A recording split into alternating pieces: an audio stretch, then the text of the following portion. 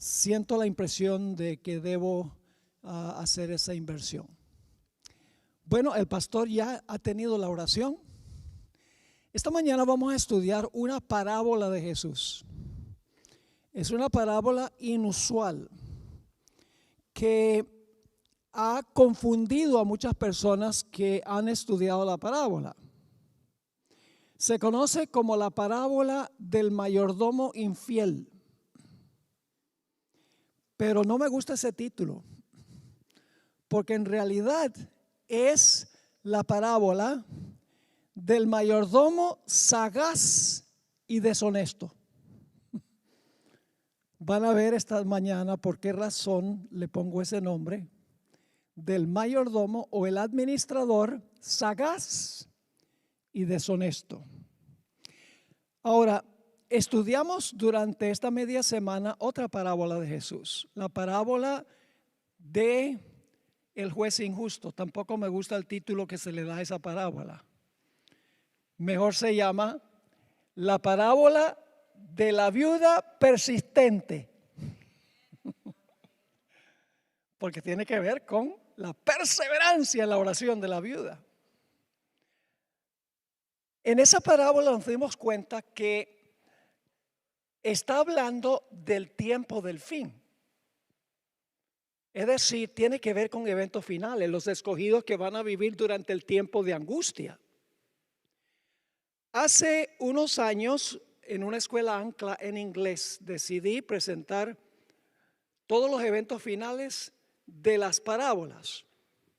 Y me quedé maravillado de ver cuántas parábolas de Jesús tienen que ver con eventos finales. Generalmente no estudiamos eventos finales desde la perspectiva de las parábolas. Lo hacemos de Daniel, de Apocalipsis, las señales de Mateo 24, hice una serie de Génesis, pero nunca se me había ocurrido hacer una serie sobre los eventos finales en las parábolas y me quedé maravillado de la cantidad de parábolas que hablan de el futuro, de proféticamente. Y esta parábola no es la excepción. Esta parábola se encuentra en el Evangelio según San Lucas, el capítulo 16 y el versículo 1 en adelante.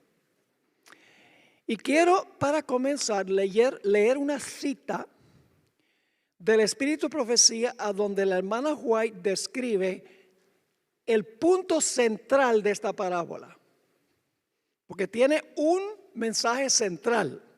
Todos los detalles tienen un propósito y es apuntar hacia la verdad central que quería Jesús enseñar.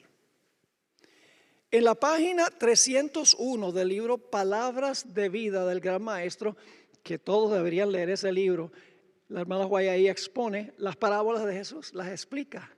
En la página 301, ella describe el punto central de esta parábola de Lucas 16, 1 en adelante. Leo. La venida de Cristo se produjo en un tiempo de intensa mundanalidad.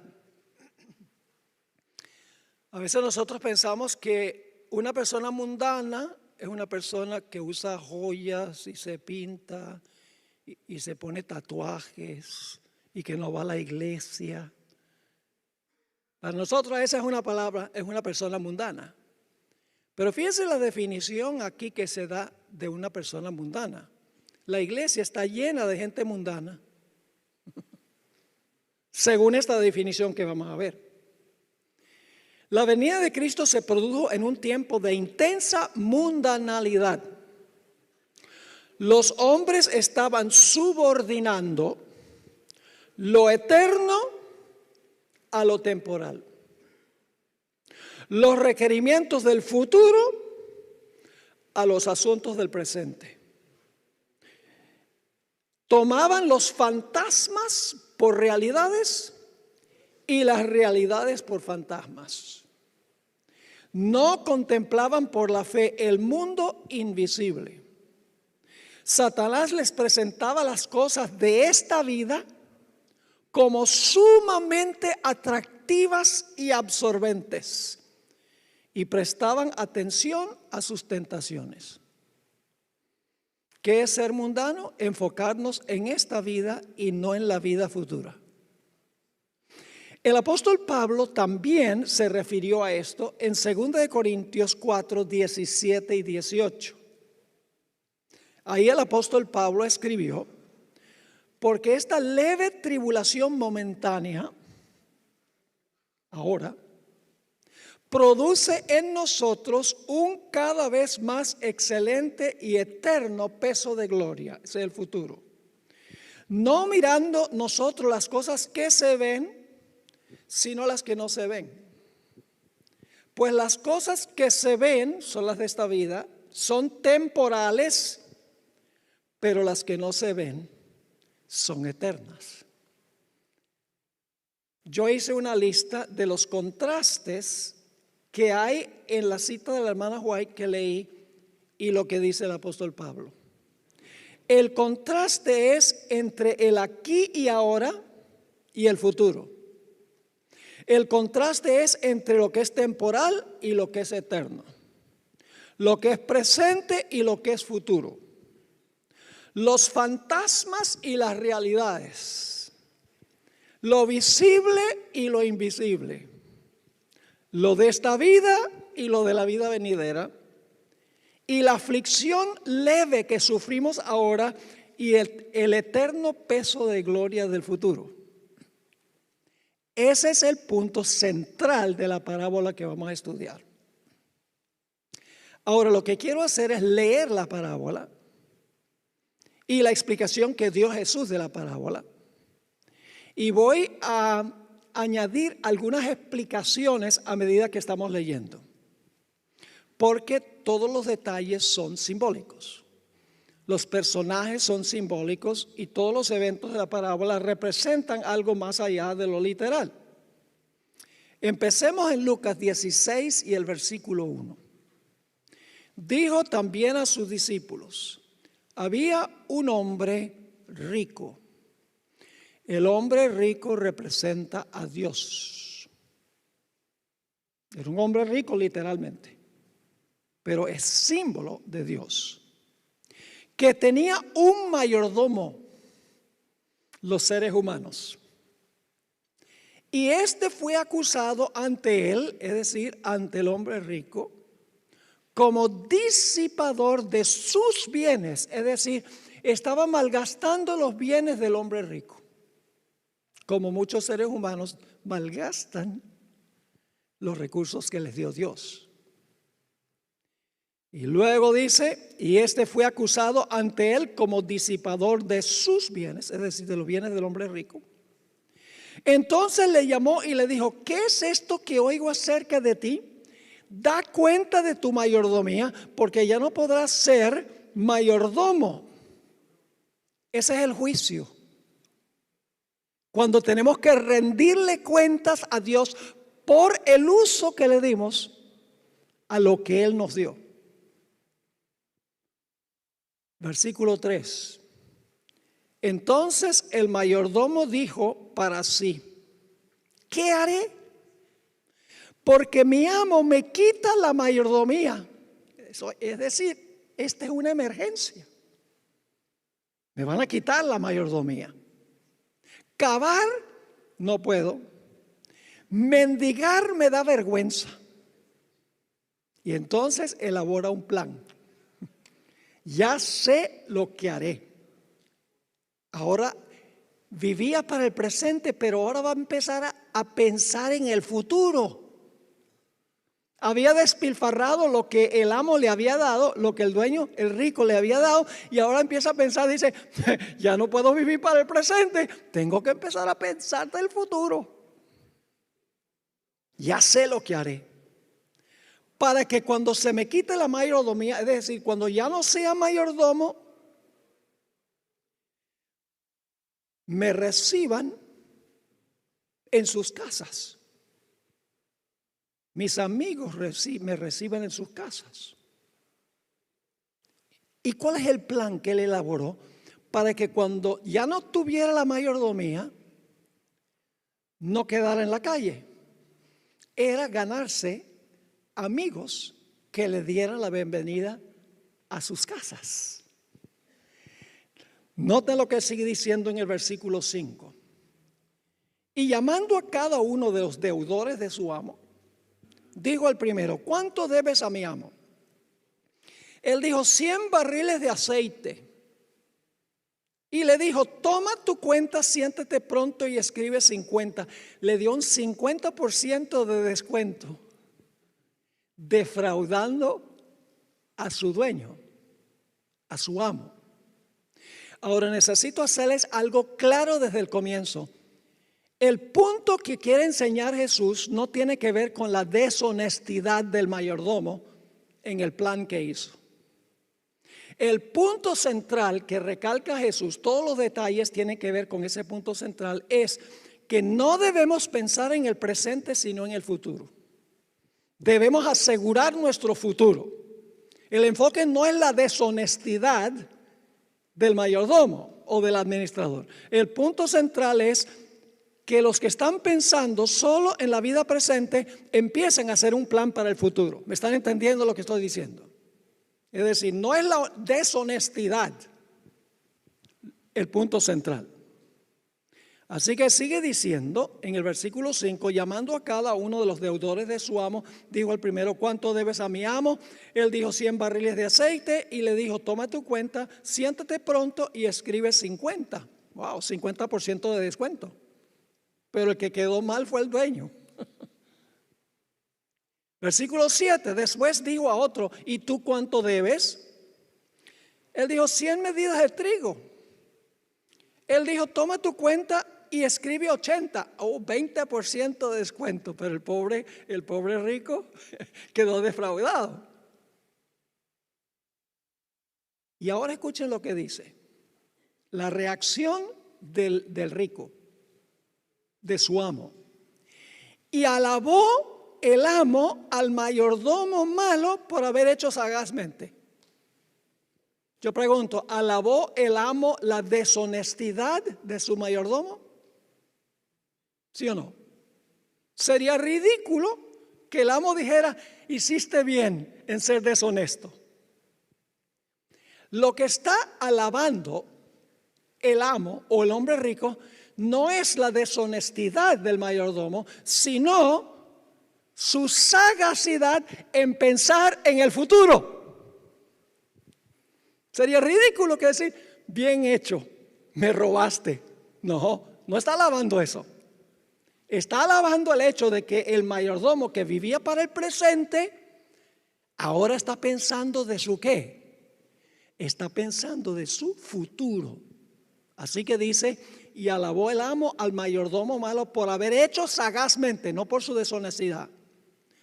Y luego viene algo muy interesante, porque los hijos de este siglo, los que viven en esta vida, son más sagaces en el trato con sus semejantes que los hijos de la luz. Se están contrastando dos clases de personas.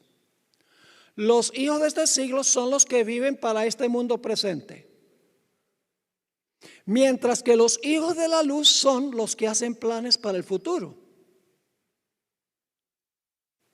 ¿Me están siguiendo o no me están siguiendo? Y lo que está diciendo Jesús aquí es que los que viven en este mundo y planifican para su futuro son más sagaces que los que profesan servir a Dios, que son los hijos de la luz. Y luego leemos el versículo 9. Y yo os digo, aquí viene el consejo de Jesús. Y yo os digo, ganad amigos por medio de las riquezas injustas. Wow, y la gente dice: Jesús está diciendo que debemos ganar amigos con las riquezas injustas. Eso no suena como Jesús. Necesitamos entender qué significa riquezas injustas. En unos momentos voy a leerles varias versiones de la Biblia que nos dicen qué significa riquezas injustas. Así que dice: yo os digo, ganad amigos por medio de riquezas injustas. Esto está diciendo Jesús. Ganen amigos con riquezas injustas, para que cuando éstas falten, es decir, cuando ya no tengan las riquezas, os reciban sus amigos en las moradas eternas. ¿Están captando el paralelo? Ahora la pregunta clave es, ¿quiénes son los amigos que le van a dar la bienvenida a los hijos de la luz en el futuro? Esa es la pregunta que queda pendiente. Y luego noten lo que sigue diciendo Jesús. El que es fiel en lo muy poco, es decir, en los asuntos de esta vida, también en lo más es fiel. Es decir, los bienes que vamos a recibir en la vida futura. Y el que en lo muy poco, en los recursos de esta vida, es injusto, también en lo más, en lo que nos va a dar Dios en el futuro, es injusto. Pues si en las riquezas injustas, es decir, las riquezas de esta vida, no fuisteis fieles, ¿quién os confiará lo verdadero? Es decir, lo que nos va a dar Dios en el futuro. Versículo 12, y si en lo ajeno no fuisteis fieles, es decir, con lo que no era nuestro en esta vida, no fuimos fieles, ¿quién os dará lo que es vuestro? ¿Quién será fiel en lo que Dios nos dará en el futuro? Ningún siervo puede servir a dos señores. Es decir, al dinero en esta vida y a Dios. Porque o aborrecerá al uno y amará al otro, o estimará al uno y menospreciará al otro. No podéis servir en este tiempo a Dios y a las riquezas. ¿Cuál es el contraste que está trazando Jesús aquí? Está trazando entre la forma en que usamos los recursos en esta vida y si eso determina lo que vamos a tener en la vida futura. Ahora lo que queremos hacer es ir versículo por versículo de la parábola para desempacar la parábola. Así que vamos a los versículos 1 y 2, porque ya miramos en términos generales la parábola, pero ahora vamos a mirar más detalladamente versículo por versículo. Los versículos 1 y 2. Dijo también a sus discípulos: había un hombre rico, que ya hemos identificado como Dios, que tenía un mayordomo, que son los seres humanos, y este fue acusado ante él como disipador de sus bienes, es decir, malgastó lo que pertenecía al rico. Entonces le llamó y le dijo: ¿qué es esto que oigo acerca de ti? Da cuenta, es decir, tendremos que comparecer ante el tribunal de Cristo por lo que hicimos con lo que nos dio en esta vida. Da cuenta de tu mayordomía, porque ya no podrás ser mayordomo. En el libro Palabras de Vida del Gran Maestro, página 303, Elena White escribió: los bienes de su Señor habían sido confiados al mayordomo infiel con propósitos de benevolencia. ¿Benevolencia para con quiénes? Con los demás. El rico le había confiado sus bienes para beneficio de los demás, pero éste los había usado para sí. Es decir, había estado pensando en el presente y no en el futuro. Los recursos los usó para él en vez de usarlos con propósitos benevolentes. Vamos al versículo 3. Ahora está entre la espada y la pared. Entonces el mayordomo dijo para sí: ¿qué haré? Porque mi amo me quita la mayordomía, porque he estado viviendo para el presente. Los recursos los he usado para mi bien y no he estado pensando en otros. ¿Qué haré? Porque mi amo me quita la mayordomía. Cavar no puedo, mendigar me da vergüenza. La hermana White amplía esto en Palabras de Vida, página 301 y 302, con la siguiente cita: al verse condenado a ser despedido, el mayordomo vio 3 caminos abiertos a su elección. Es decir, podía hacer 3 cosas. Tendría que trabajar, mendigar o morirse de hambre. Y no le gustaba ninguna de las tres opciones. Así que ahora él dice, voy a perder la mayordomía porque he despilfarrado los bienes que me fueron confiados quienes eran del dueño. Y no he pensado en el futuro y me van a quitar la mayordomía. Tengo que empezar a pensar en un futuro para no quedar en la calle, para no morirme de hambre. Así que él ahora elabora un plan, empieza no a pensar del presente, sino empieza a pensar del futuro. Noten el versículo 4. El versículo 4. Ahora va a elaborar un plan para asegurar su futuro temporal. Dice en el versículo 4, ya sé lo que haré, para que cuando se me quite, es decir, cuando ya no tenga la mayordomía, me reciban en sus casas. Dice, va a llegar el momento en que ya no voy a ser mayordomo, entonces yo tengo que hacer un plan para el futuro para asegurarme de que yo no quede en la calle ni me muera de hambre. Tengo que elaborar un plan para ganar amigos. Y noten lo que dice el versículo 5 al 7. Ya leímos estos versículos, pero quiero que capten el panorama de lo que está diciendo Jesús. Versículo 5 dice, llamando a cada uno de los deudores de su amo, dijo al primero, ¿cuánto debes a mi amo? Él dijo, 100 barriles de aceite. Y le dijo, toma tu cuenta, siéntete pronto y escribe 50. Después dijo a otro, ¿y tú cuánto debes? Y él dijo, 100 medidas de trigo. Él le dijo, toma tu cuenta y escribe 80. En Palabras de Vida, el Gran Maestro, página 302, Elena White explicó, este siervo infiel hizo participar a otros en su falta de honradez. Defraudó a su amo para beneficiarlos. Y ahora escuchen. Y ellos, aceptando este beneficio, se colocaban bajo la obligación de recibirlo como amigo en sus casas. ¿Fue sagaz? Sí. Deshonesto, sí, pero el enfoque no es deshonestidad. El enfoque es que fue sagaz porque empezó a pensar en el futuro.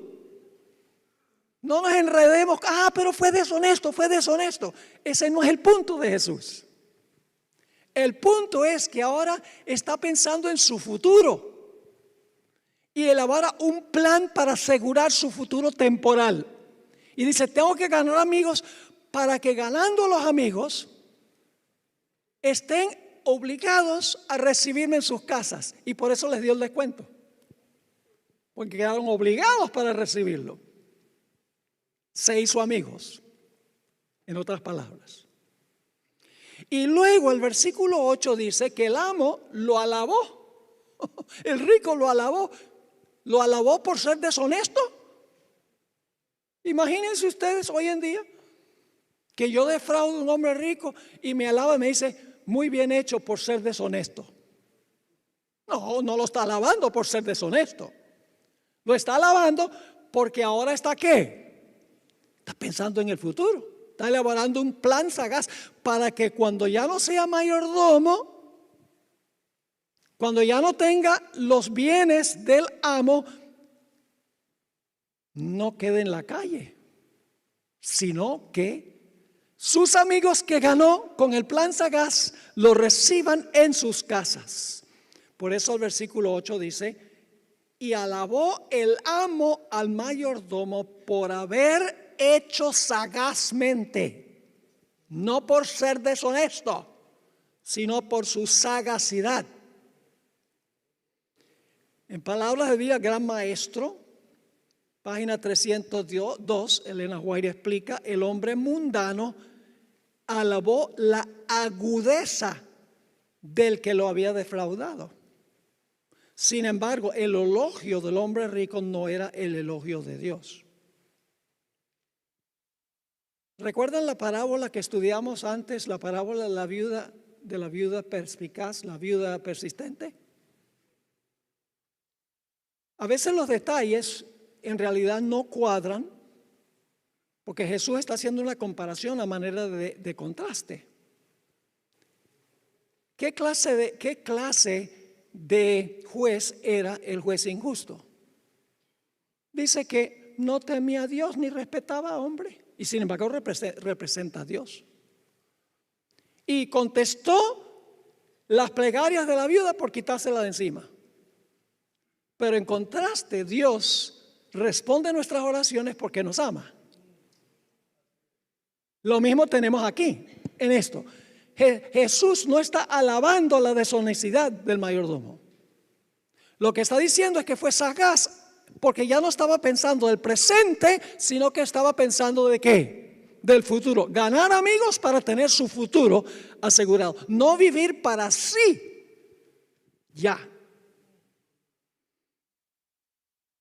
Y fíjense algo, la hermana White dice que Jesús no inventó esta historia. Había un publicano que había escrito una historia semejante a esta recientemente. Algunas parábolas de Jesús eran historias de la vida real. Por ejemplo, la parábola del buen samaritano, el levita y el sacerdote que no ayudaron a ese hombre que había sido maltratado por los ladrones. La hermana White dice que ellos estaban presentes escuchando la parábola. Imagínense usted Jesús contando la parábola de lo que pasó en un camino donde no había gente y se pasó un sacerdote y dice, ese fui yo. Y pasó, ese fui yo, ¿cómo sabe él? Esta es una historia que había ocurrido entre los publicanos. Jesús no inventó la historia. Tomó la historia para enseñar una gran verdad, pero no estaba alabando la deshonestidad del publicano que hizo esto. Por eso la sierva de Dios escribió en Palabras de Vida, página 302, Cristo no elogió al mayordomo injusto, pero empleó este caso bien conocido para ilustrar la lección que deseaba enseñar. Y es una lección central. Nada tiene que ver con deshonestidad. Tiene que ver con planear para el futuro y no vivir para el presente. Es decir, el punto central de la parábola es que el mayordomo fue sagaz en planificar para su futuro temporal. El que vivía solo para sí, para el momento presente, comenzó a pensar en otros y en su futuro. El enfoque de Jesús no es la deshonestidad del mayordomo, el método que usó, sino la sagacidad en enfocarse en el futuro y ya no en el presente para sí mismo. Y luego Jesús hace la aplicación de la parábola. Él dice por qué contó la parábola. En el versículo 8, la segunda parte, dice, porque los hijos de este siglo, ¿ilustrados por quién? Por el mayordomo infiel. Los hijos de este siglo, los que viven en este mundo, son más sagaces en el trato con sus semejantes que los hijos de la luz. Es decir, a veces los de este mundo son más sagaces en pensar en el futuro que los mismos hijos de la luz. ¿Quiénes son los hijos de la luz? Los seres humanos que profesan a Cristo como Salvador. Nosotros. Dios nos ha encomendado la mayordomía, ¿sí o no? Dios nos ha dado recursos. Sí. ¿Y de cómo usamos esos recursos? Seamos honestos. ¿Estamos pensando en el futuro? No, estamos viviendo para el presente, como mayordomo. Usamos los recursos no para beneficiar a otros, sino para nosotros mismos. Y por eso Jesús dice, los hijos de este siglo, la gente secular, es más sagaz en pensar en su futuro que los hijos de la luz, los que profesan a Cristo Jesús como Salvador personal. Y luego Jesús da el consejo de lo que deben hacer los hijos de la luz. En el versículo 9. Y yo os digo, aquí viene el consejo para los hijos de la luz, para nosotros que profesamos a Cristo como Salvador. Yo os digo, ganad amigos por medio de riquezas injustas. En un momento vamos a hablar de las riquezas injustas. Ganad amigos por medio de las riquezas injustas. Es decir, con los bienes de esta vida. Eso es lo que significa riquezas injustas. Un momento les voy a leer varias versiones de la Biblia que entienden perfectamente esto. Yo os digo, ganad amigos por medio de las riquezas injustas, es decir, los recursos de esta vida, para que cuando éstas falten, es decir, que cuando se pierdan los bienes de esta vida, os reciban en las moradas eternas. ¿Os reciban quiénes? No dice. Pero vamos a encontrar que el Espíritu de Profecía y también los comentaristas nos dicen quiénes nos van a recibir en las moradas eternas. ¿Están entendiendo la parábola? Ahora, ¿qué quiso decir Jesús cuando dijo, yo os digo ganad amigos, como hizo este hombre? Ganad amigos por medio de las riquezas injustas, es decir, con los bienes de esta vida, para que cuando éstas falten, cuando ya no tengamos los bienes de esta vida, o reciban, todavía no hemos identificado quiénes nos van a recibir en las moradas eternas, o reciban en las moradas eternas, es decir, el cielo.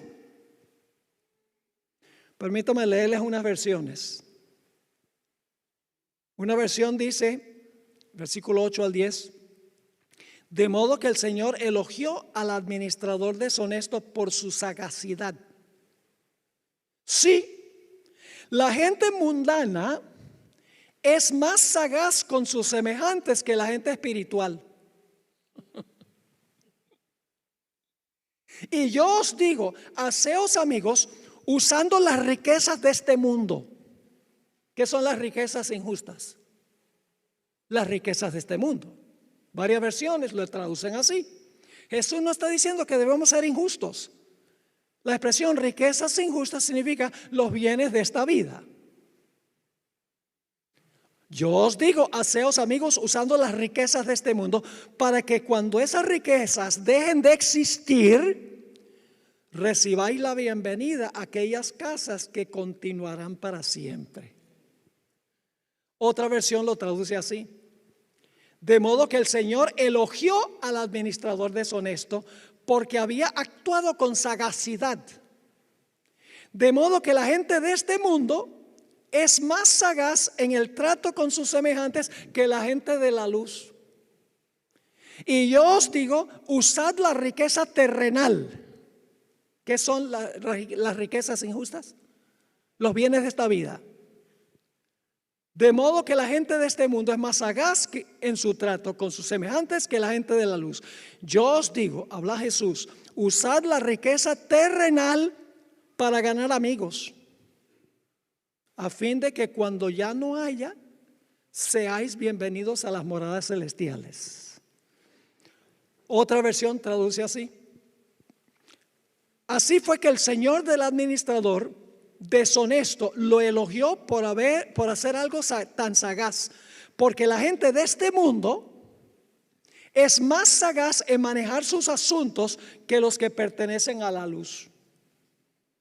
Y Jesús continuó diciendo, y yo os digo, haced amigos con riquezas terrenales.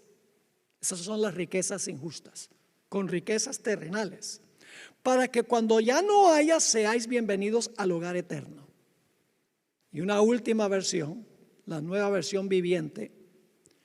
El hombre rico tuvo que admirar la sagacidad del pillo deshonesto. Y es cierto que los hijos de este mundo son más sagaces en tratar a los que los rodean que los hijos de la luz. Aquí está la lección. Usen sus recursos mundanos. Esas son las riquezas injustas. Usen sus recursos mundanos para beneficiar a otros y hacer amistades. Entonces, cuando ya no haya posesiones terrenales, ellos le den la bienvenida al hogar eterno. ¿Les ayuda a entender un poco mejor? ¿Qué son las riquezas injustas? Los bienes de esta vida. Lo que Dios nos ha confiado en esta vida. Ahora, ¿a quién le dirigió Jesús esta parábola? 5 grupos.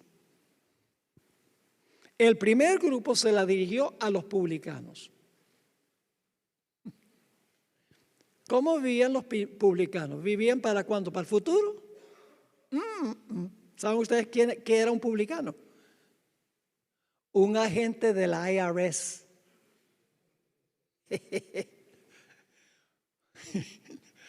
Un agente del Ministerio de Hacienda. Cobradores de impuestos. Los cobradores de impuestos, ¿para quién vivían? ¿Estaban pensando en el futuro? Saqueaban a la gente para vivir lujosamente. Un ejemplo bíblico es saqueo. ¿Para cuándo vivía saqueo el publicano? Para ahora. Y cuando se encontró con Jesús, ¿qué dijo? La mitad de mis bienes las doy a los pobres. Ahora está pensando en qué. No está pensando en usar los recursos para él, sino para beneficiar a otros. Y si he defraudado a alguno, le doy 4 veces. Imagínense, la otra mitad de lo que no dio, porque dice, doy la mitad a los pobres, la otra mitad era para pagarle a los que había defraudado. ¿Cómo pensó Zaqueo cuando se encontró con Jesús? Se convirtió en un hijo de la luz. Porque estaba pensando ya en beneficiar a otros en el futuro y no el presente. Esta parábola era para los publicanos. Y un publicano había vivido esta historia, como vimos. No la inventó Jesús. También fue dirigida a los apóstoles, a los discípulos. ¿Para quiénes vivían los discípulos? Para ellos.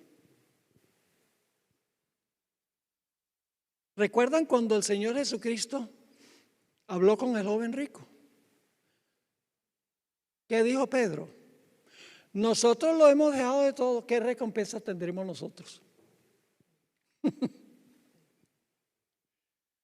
¿Para cuándo vivían los discípulos antes de ver la luz? Para ellos.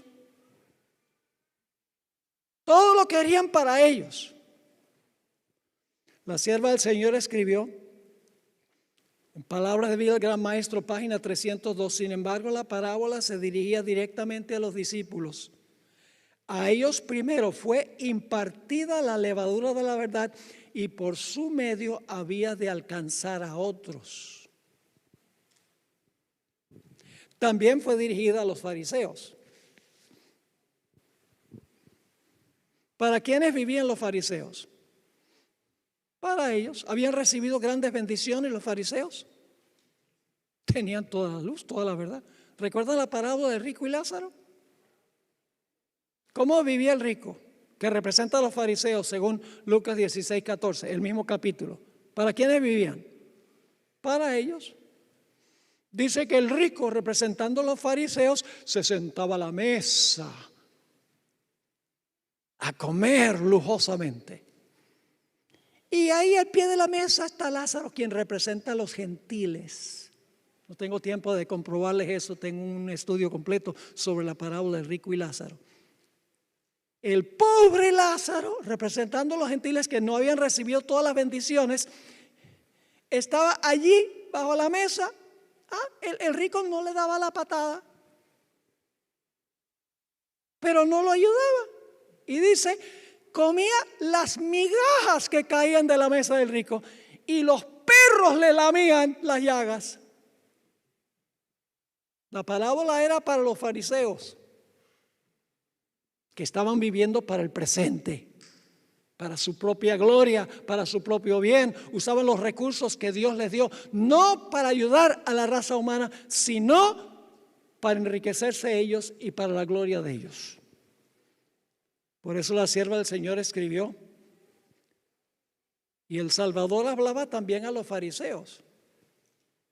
Él no perdía la esperanza de que percibieran la fuerza de sus palabras. Muchos habían sido confiados, habían sido convencidos profundamente, y al oír la verdad bajo el dictado del Espíritu Santo, no pocos llegarían a creer en Cristo. También escribió, así también ocurría con los fariseos.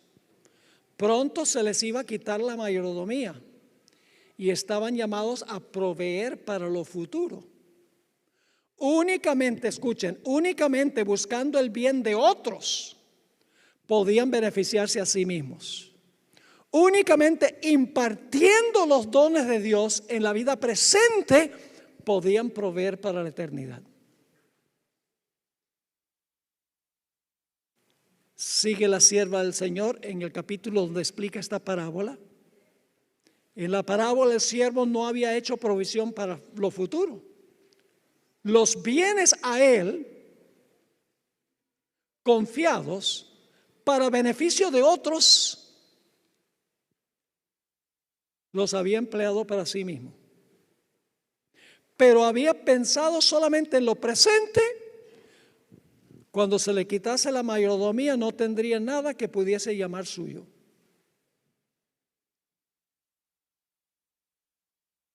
Ahora, en cuarto lugar, era un mensaje para el pueblo de Israel. Yo pregunto, ¿el pueblo de Israel recibió grandes bendiciones de Dios? Por sobre todas las naciones. Dios los escogió, les dio los pactos, les dio los mandamientos, les dio principios de salud, les dio recursos, riquezas. ¿Y para qué las usaron? Para ellos, para la gloria de ellos, e ignoraron a las naciones. Esta parábola era también para la nación judía, pero finalmente la parábola era para nosotros. Déjenme leerles un par de citas de palabras de vida del gran maestro. Miremos la vida de muchos de los que aseveran ser cristianos. El Señor los ha dotado, escuchen a nosotros, el Señor los ha dotado de capacidad, poder e influencia.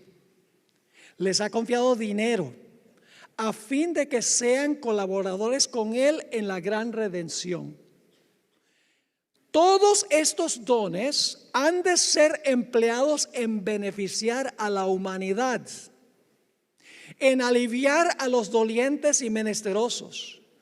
Debemos alimentar a los hambrientos, vestir a los desnudos, cuidar de la viuda y de los huérfanos que hay en el mundo. Dios no quiso nunca que existiese la extensa miseria que hay en el mundo. Nunca quiso que un hombre tuviese abundancia de los lujos de la vida, mientras que los hijos de otros llorasen por pan. Los recursos que superan las necesidades reales de la vida son confiados al hombre para hacer bien, para beneficiar a la humanidad.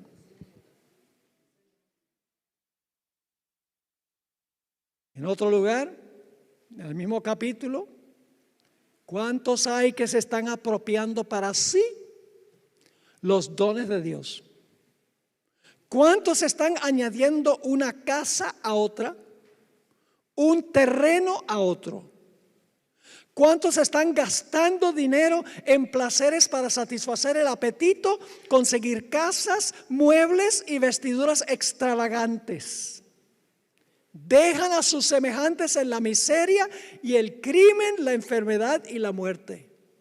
Multitudes están pereciendo sin una mirada de compasión, ni una palabra, ni una acción de simpatía. Están viviendo como este mayordomo antes de que fuera sagaz. Una última cita sobre este punto: a cada uno se le pedirá que entregue los dones que le fueron confiados. En el día del juicio final, las riquezas que los hombres hayan acumulado no les valdrán de nada, no tienen nada que pueden llamar suyo. Los que pasan la vida acumulando tesoro terrenal manifiestan menos sabiduría, menos reflexión y cuidado por su bienestar eterno de lo que manifestaba el mayordomo infiel por su sostén terrenal. Menos sabios que los hijos de este mundo en su generación son los que profesan ser hijos de la luz. Ahora, dejamos una pregunta pendiente, ya acercándonos al final del tema. Dejamos pendiente una pregunta. ¿Quiénes son los amigos que nosotros tenemos que ganar en esta vida para que nos reciban en las moradas eternas? Bueno, quiero leerles una cita de un comentarista, Albert Barnes, un comentarista presbiteriano, sobre este punto. ¿Quiénes son los amigos que tenemos que ganar ahora para que nos den la bienvenida en nuestro hogar eterno? Escribió lo siguiente: esto, es decir, hacer amistades para la eternidad, esto puede lograrse usando nuestras riquezas como debe ser. Es decir, no permitiendo que nos enreden en los cuidados y las perplejidades que ponen en peligro el alma, que absorben nuestro tiempo y roban nuestros afectos. Al usar nuestras riquezas para obras de misericordia, ayudando a los pobres, contribuyéndolas para el avance del evangelio, impartiéndolas a donde harán el mayor bien, Dios aprobará lo que hacemos y nos bendecirá por ello. Y asimismo la hermana White escribió: haceos de amigos por medio del lucro de injusticia, dice Cristo, para que cuando éste os falte, os reciban en las moradas eternas. Ahora escuchen esto: Dios, Cristo y sus ángeles ministran todos a los afligidos, los dolientes y los pecadores. Entregaos a Dios para esta obra. Emplead sus dones con este propósito y os asociaréis con los ángeles celestiales. Vuestro corazón latirá al unísono con el de ellos. Os asimilaréis a ellos en carácter. Estos habitantes de las moradas eternas no serán extraños para vosotros. Cuando hayan pasado las cosas terrenales, los vigilantes de las puertas del cielo os darán la bienvenida. ¿Quiénes son los amigos? La hermana White explica que son Dios, Cristo y los ángeles. Porque Dios, Cristo y los ángeles siempre usan sus recursos para beneficiar a otros. Y cuando nosotros tenemos el mismo espíritu, nosotros estamos haciendo amigos de ellos para que algún día ellos nos den la bienvenida a las moradas eternas. Tremendo. La hermana White escribió: aquellos que hayan despilfarrado sus bienes, Cristo da todavía oportunidad de obtener riquezas duraderas. Él dice: dad y se os dará. Haceos bolsas que no envejecen, tesoro en los cielos que nunca falta, donde el ladrón no llega ni polilla corrompe. A los ricos de este siglo manda que hagan bien, que sean ricos en buenas obras, dadivosos, que con facilidad comuniquen, asesorando para sí buen fundamento para lo porvenir, que echen mano a la vida eterna. Entonces, ¿cuál es la lección de la parábola? Bueno, la parábola del mayordomo infiel dice esto: un administrador despilfarró los bienes de su señor solo para vivir por sí mismo en el presente. Pero se da cuenta que tiene que rendirle cuentas a su señor. Y por lo tanto, ya no piensa en el presente, sino que está pensando en su futuro. Y divisa un plan para asegurar el futuro. Y lo hace ganando amigos, para que los amigos los reciban en sus casas. Ahora, ¿cuál es la aplicación? Los hijos de la luz también han despilfarrado los bienes de Dios que Dios les ha confiado porque han vivido para sí mismos y para el presente. Pero los hijos de la luz, Dios quiera, empiecen a pensar no en el presente, sino en el futuro, cuando ya no van a tener nada. Y por lo tanto empiezan a pensar en su futuro en vez de vivir en el presente. Y dicen, tengo que ganar amigos en las moradas eternas para que me den la bienvenida. Y empiezan a actuar como los amigos que le van a dar la bienvenida, usando sus bienes para beneficiar a los demás. Y luego, los versículos 10 al 13, cuando dice el que es fiel en lo muy poco, eso se refiere a ¿cuándo? Ahora. Yo pregunto, cuando lleguemos al reino vamos a tener mucho más que lo que tenemos ahora. Oiga, el que es fiel en lo muy poco, es decir, con los recursos de esta vida, también en lo más es fiel. En la vida venidera también va a ser fiel. Y el que en lo muy poco es injusto, también en lo más. Es decir, si llegáramos al cielo seríamos injustos también allá. Pues si en las riquezas injustas, es decir, las riquezas de esta vida, no fuisteis fieles, ¿quién os confiará las riquezas futuras? Y si en lo ajeno no fuisteis fieles, es decir, lo que Dios nos da en esta vida, ¿quién os dará lo que es vuestro? Porque dice, ninguno puede servir a dos señores. Amar al Señor y también al dinero. Porque o aborrecerá al uno y amará al otro, o estimará al uno y menospreciará al otro. No podéis servir a Dios y a las riquezas en esta vida. ¿Entendieron la parábola? Les doy una ilustración final. ¿Tiene algo esto que ver con eventos finales? ¿Tiene la parábola algo que ver con los eventos finales? Sí, la parábola está diciendo la manera como tú manejas las bendiciones que Dios te dio en esta vida va a determinar tu destino eterno. Le doy una última ilustración. Moisés.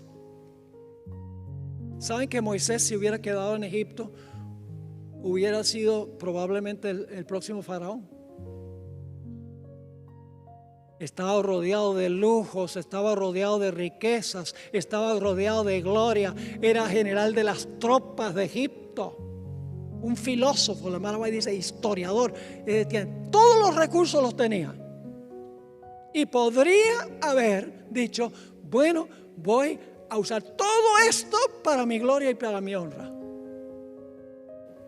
Pero la Biblia nos dice que Moisés escogió un camino bien raro porque pensó en el futuro. En Hebreos 11, último texto que voy a leer, Hebreos 11, 24 al 26. Por la fe Moisés, hecho ya grande, rehusó llamarse hijo de la hija de Faraón, escogiendo antes ser maltratado con el pueblo de Dios que gozar de los deleites temporales del pecado,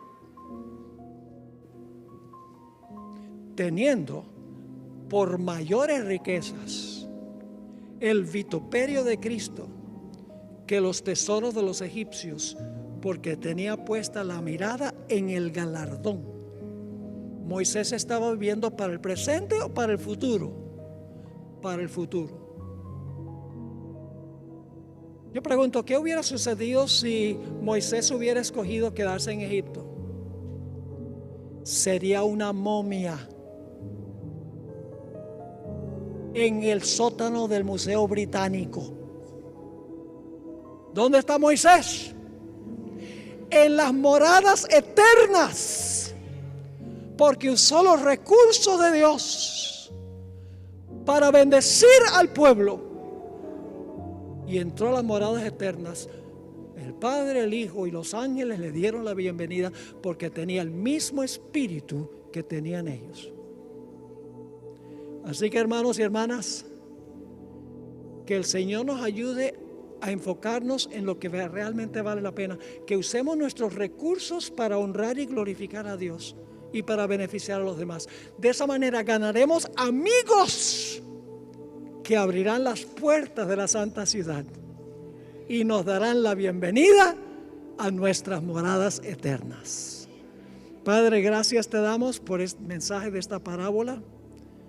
Pedimos ahora que entendemos la parábola, que hables a nuestra conciencia para que tomemos todos los recursos que nos has dado, no solamente materiales, nuestros talentos, nuestros dones, nuestra influencia, que usemos todo pensando en el futuro, beneficiando a los demás, no viviendo para nosotros, y de esta manera podamos ganar amigos en la patria celestial, que abrirán las puertas de la ciudad y nos darán la bienvenida. Queremos entrar allá. Ayúdanos, por lo tanto, a vivir aquí, enfocándonos en ti y en nuestros semejantes. Te lo imploramos en el precioso nombre de Cristo, nuestro Salvador. Amén. Amén.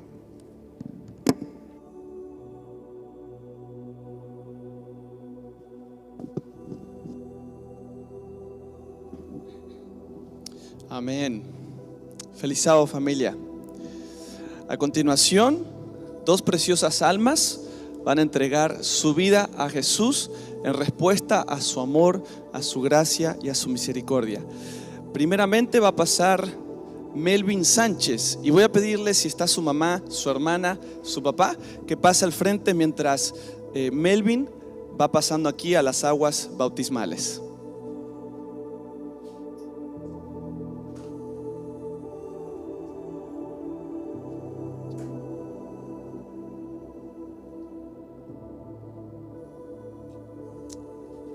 En este momento, Melvin, a su corta edad, le está diciendo que sí a Jesús. Está entregando su vida a Jesús, y en el cielo, en el libro de la vida, está quedando su nombre escrito. Y en esta mañana tengo el privilegio de bautizar al hijo de nuestro hermano también, Refugio, su familia, que son nuestros líderes aquí en la iglesia. Así que es una alegría, es un día de fiesta. No solo allá en el cielo, porque los ángeles y Dios están de fiesta, sino también nosotros aquí junto con el Espíritu Santo. Así que a continuación, Melvin, vamos a proceder al bautismo.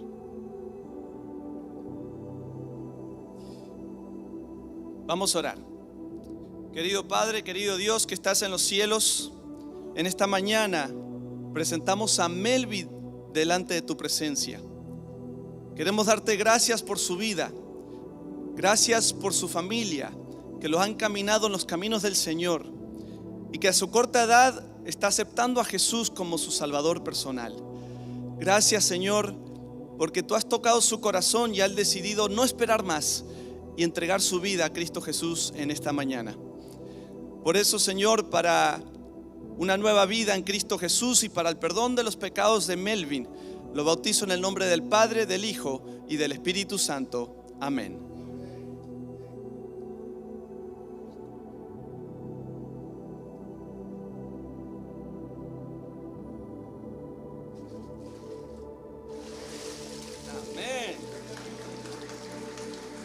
Melvin, esta es tu familia te recibe en la casa del Señor, y recuerda que Dios está contigo, pero tu familia aquí te estará, no solo tus papás, tus hermanas, sino también la familia del Señor, para ayudarte a seguir caminando por el camino del Señor hasta la Canaán celestial. Que Dios te bendiga, Melvin.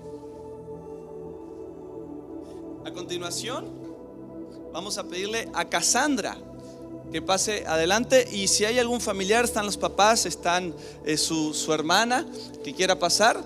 Cassandra ya hace un tiempito que ha decidido entregar la vida a Jesús, y por una cosita u otra no se pudo antes, pero hoy sí.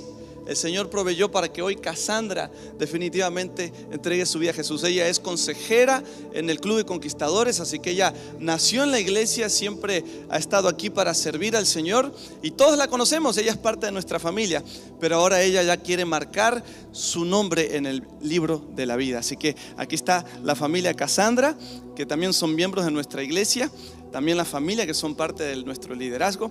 Así que qué lindo momento que en este momento vamos a presenciar de Cassandra entregando su vida a Jesús. Así que Cassandra, ya llegó el día, acércate por aquí, el día más lindo. porque es el día donde tomamos la decisión más importante, entregar nuestra vida a Jesús. Así que Cassandra, ¿estás feliz?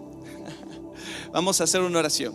Querido Padre, querido Dios que estás en los cielos, en esta mañana nuevamente estamos aquí con Cassandra. Ella es tu hija, ya nació en tus caminos y ahora está diciendo: Jesús, te acepto. Quiero que escribas mi nombre en el libro de la vida. Gracias, Señor, por su vida, por su liderazgo aquí en la iglesia, por su influencia con los jóvenes. Gracias por su familia, sus padres, que también son parte de nuestros líderes aquí en la iglesia, junto al resto de sus familiares. Gracias, Señor. Queremos pedir una protección especial sobre ella, sobre Melvin también, que acaba de entregar su vida a ti. Y, Señor, como ministro del Evangelio, para el perdón de los pecados y para una nueva vida en Cristo Jesús, la bautizo en el nombre del Padre, del Hijo y del Espíritu Santo. Amén.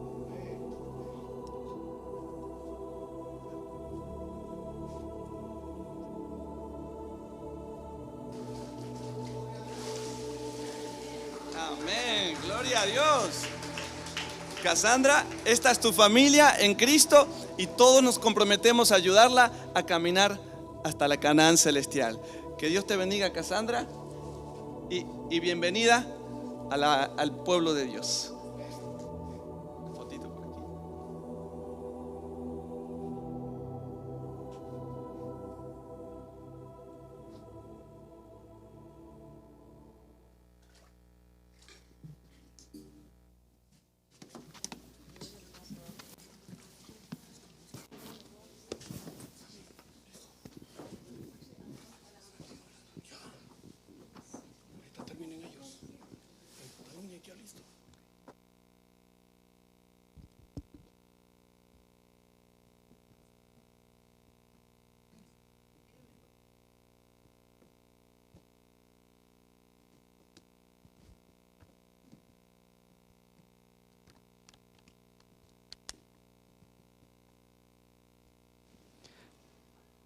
Cerremos nuestros ojitos, vamos a hablar con nuestro Dios, por favor.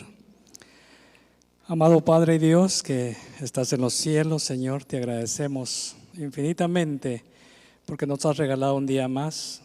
Y lo más importante, Señor, que estamos aquí en tu casa.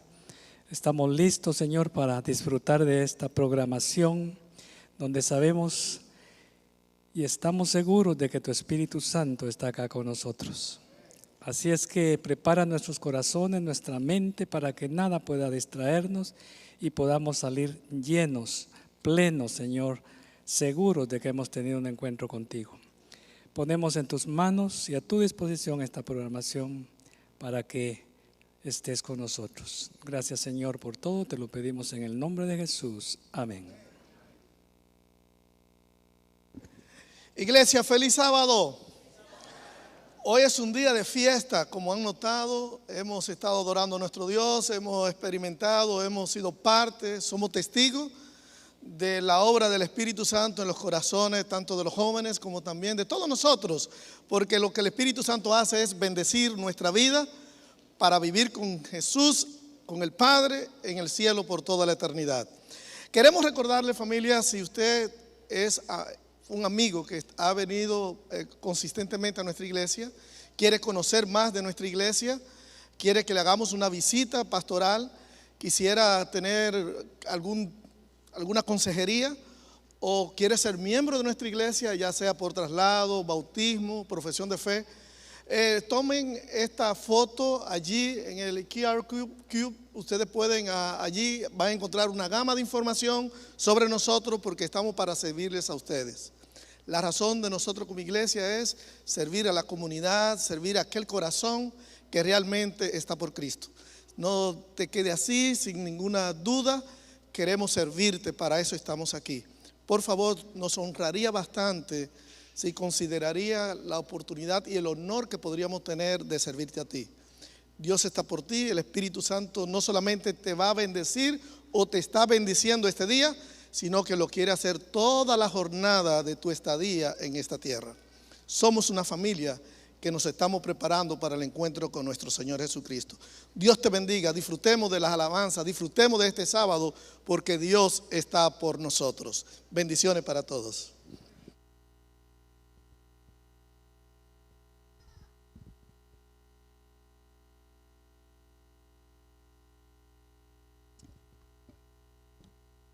Feliz sábado.